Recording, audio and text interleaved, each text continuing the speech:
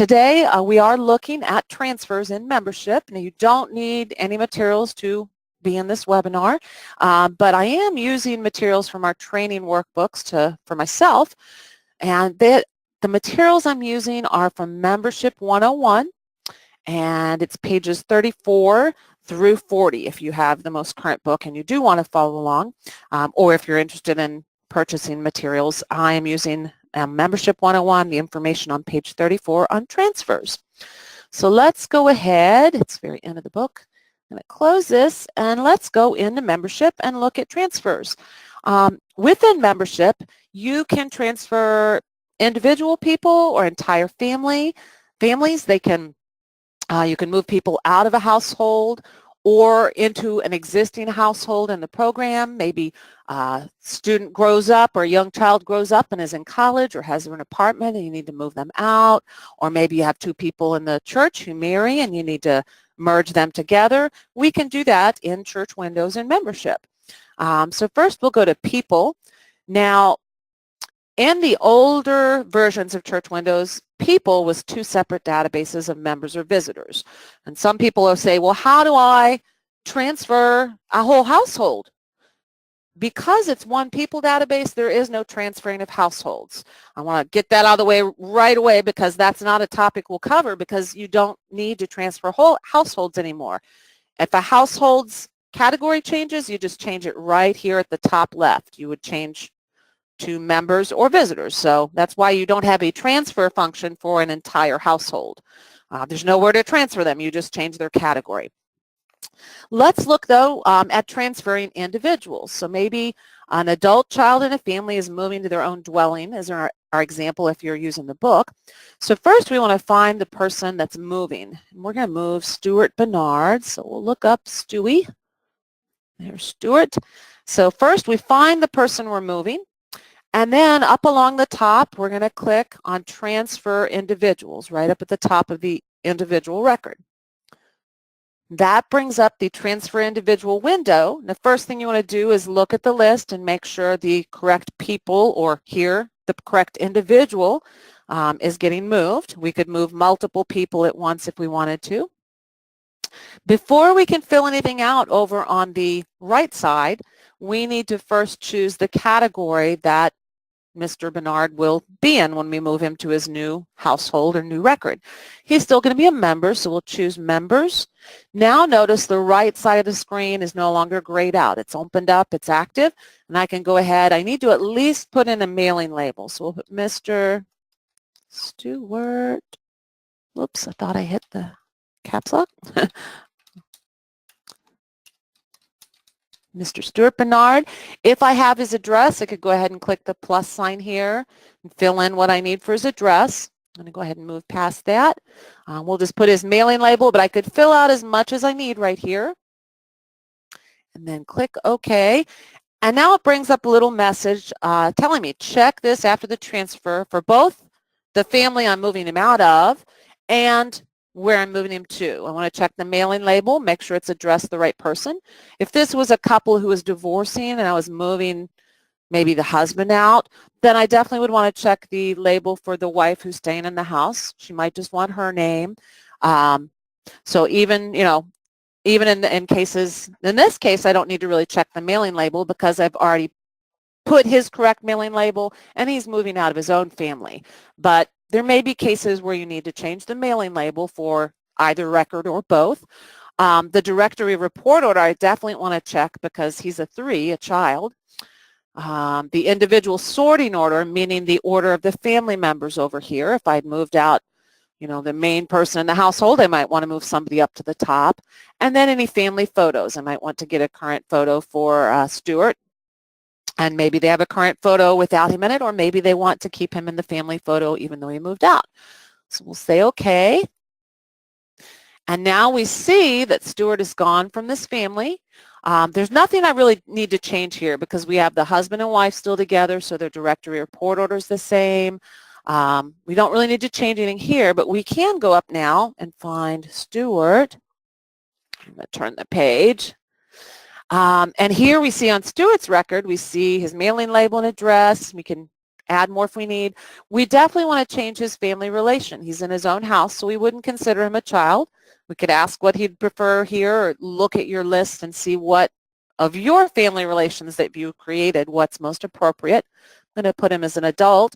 He does want to be in the directory, but for an individual to be in the directory or a family, there has to be a primary directory report order within those people. He's an adult now, so I'm going to change him from child to primary directory report order. And I just take a look at the rest of the things on his record and see if there's anything else I want to change. And once I'm done, I can click Save.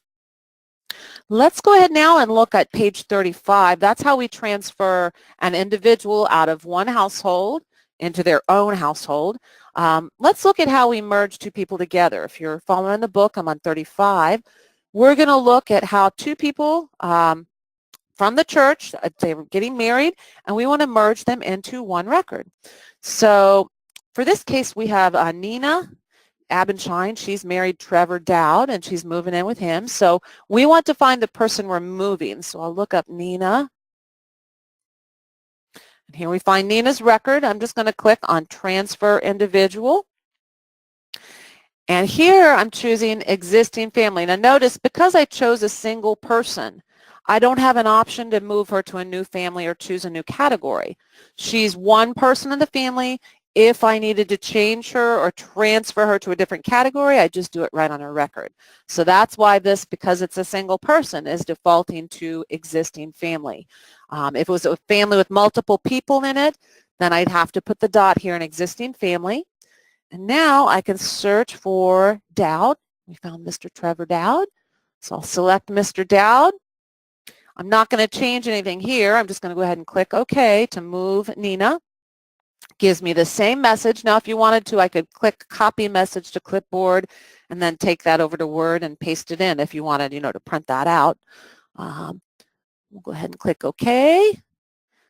And now it took us directly to Mr. Trevor Dowd's house, where we see Nina Abendschein is listed just below him, so we see both of them. Trevor doesn't really have much information. Nina was not in the directory yet or anything like that, but we still want to take a look at both of their records, and we're going to go ahead and change that to Mr. and Mrs. Trevor Dowd, or however they wanted it addressed. If they wanted it Trevor and Nina Dowd, we could put that, but we want to change that mailing label, and then we'll go ahead and click Save. All right. So you might want to ask, once you move them together, ask them, do they want to be in the directory? Check these different fields that we don't have filled in yet and ask what their preference is, or maybe your church has specific things they use. But go ahead and take a look at the merged record now and see what you need to change, if anything, there. Now, there's one other function of transferring. We're just talking about transferring a membership today. You can transfer people from membership to donations. Now, in donations, if you're not familiar with donations, let me show you real quick.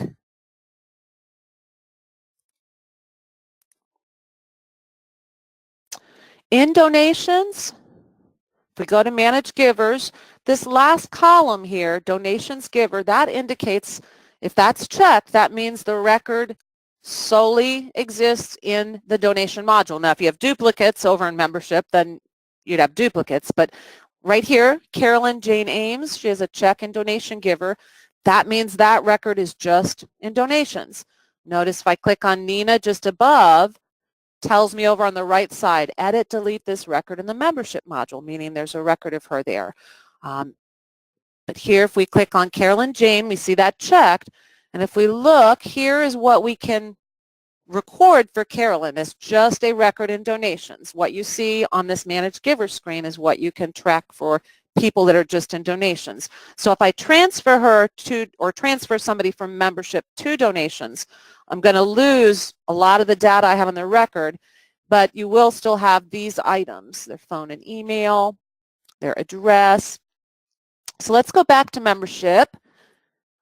Maybe you have some people long ago, you owned the program when you couldn't put people in the contribution, the older module, you just put them in membership, and you had some people you put in who are more visitory, and you just wanted basic information, and you want to move them out of there now because they're not really members. They just come every once in a while. So what we can do is go up to Transfer to Donations. First, it brings up this big screen, and that is on page 36. I'm not going to read the entire thing to you, but it basically just tells you about what I was showing you over in donations, that donations only tracks limited information. You might want to make a backup before you continue. That way, if you decide you want that information back, you could restore and get that information. But you do need to scroll through and take a look at this. It talks about the effects on donations and pledges, because there is not a gives with family if you have a donation group or a donation individual. Each person, if you take a family over, will go over as an individual. And then the giver number, pledges, those items would be assigned to the first individual who is marked gives with family. Now we can, you'll see when we go to the transfer screen, we can indicate who we want that to go to. Or in donations, if you need to, you can transfer money in donations from one person to another. But you do need to read this, and then right here you need to check that you've read and understood what's going to happen during the transfer, because it does, you're taking it maybe a full record, or maybe it wasn't full, and that's why you want to move it, and moving it over to donations where you have limited information as well. I see somebody asking about duplicates. I'm not going to be talking about that today, but Rachel can probably point you to a good document that helps you eliminate duplicates, or if you give us a call, we can help you with that, but I'm not talking about duplicates and eliminating those today. Once we check that you've read and understood what will happen during the transfer, then you just click Next. And that brings up our screen of our membership individuals. So here it's showing our membership people. Upper left, we can search for a person. I just want to click here and let you see what we can see under here. I had one, I should go down near the bottom. There's one I was looking at earlier, Ms. Welch, I believe it was. There it is. Now notice if we look at, say, the Welch family, here we can see their name. The next checkbox is gives with family, and we can see that only Saul was checked that. Their address, well, the directory report order, their family relation, address, phone, and email. Actually, there was another one I want to show you. I was good writing things down earlier. Here we go. If you look at Amanda Vaughn, if you look across the line and you see one of these little arrows, that means they have more than one, in this case, more than one phone number. And I would want to choose which one of these phone numbers. Notice here it's the same number. But if there's different numbers, see, here we go. And those are the same. But I think you get the point. If they're different phone numbers, then you would want to choose the number that will be used. Same thing with like emails. Looks like.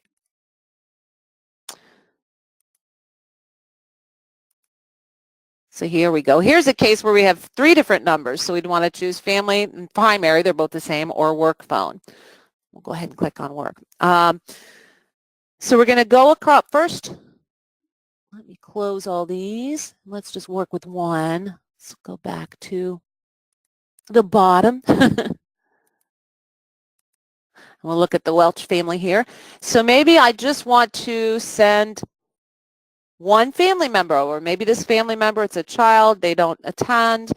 Maybe it's the stepdaughter, and we just want a record of this person doing donations.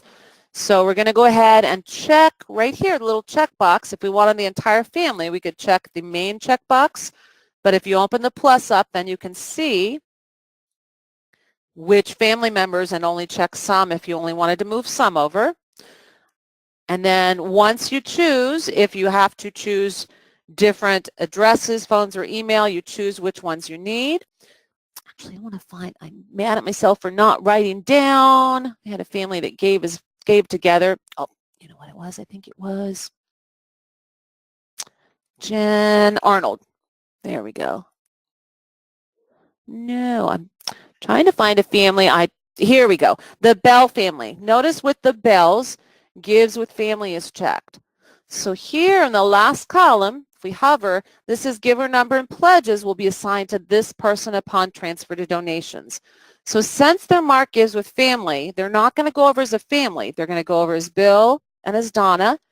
And in this last column, I can indicate who I would like to retain the pledge, and since they give as a family, who would like the pledge and the number, 64. So I'm going to go ahead and say we want Donna to keep it. And then let's go ahead and click transfer. And I think I left some people checked below, so we're going to have more than one. Go ahead and click yes. Transfer successful.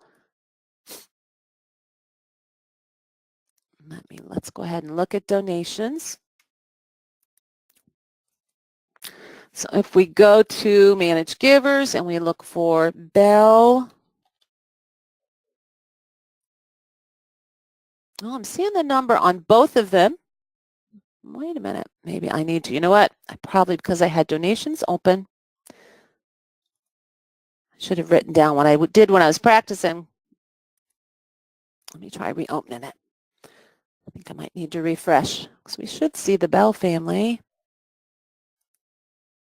Huh. I'm stymied. I see the Bells there, and they both have the same number. Let me see. Did I not check them? I think I sent the Welch family over. Yeah, that's the problem. I didn't. I checked this checkbox, but I didn't check here that I wanted both of them to go over. So let's try that again. I'll check the Bell family. I check that I want Donna to keep the number in the pledging, if there's pledging. Thank you, Barbara just told me you did not check their name. There we go. Thank you. I wrote down the names I was going to do with the transfer earlier, and then when I was practicing, I didn't write down the names I was going to use for this, so it threw me a little. All right, now let's look. We should only see, here we go. So we now see Bill and Donna are both donation givers. We see that as checked. We see Donna has the number because I said, please give Donna the number.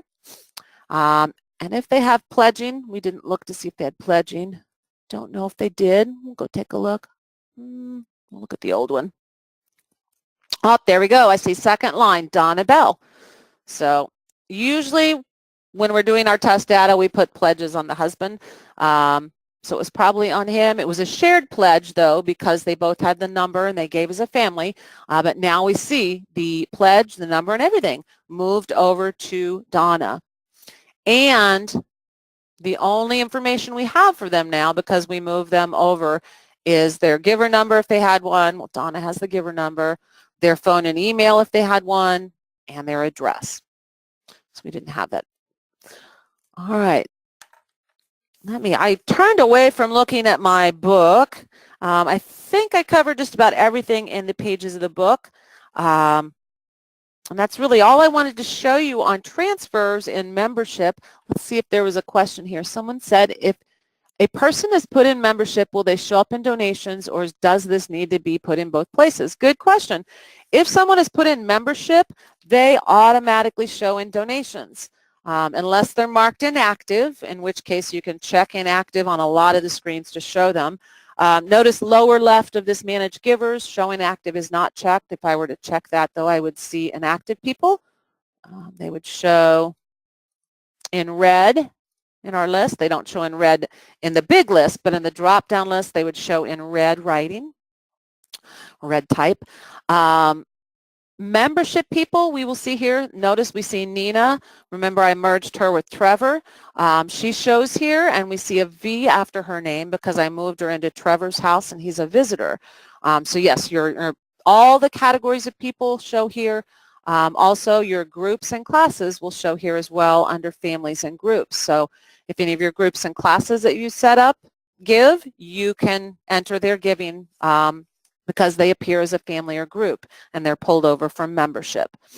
Now, if they're entered just in donations, like here we have Jack Albin or the people we just moved to donations, these people do not have a record in membership. They are just in donations.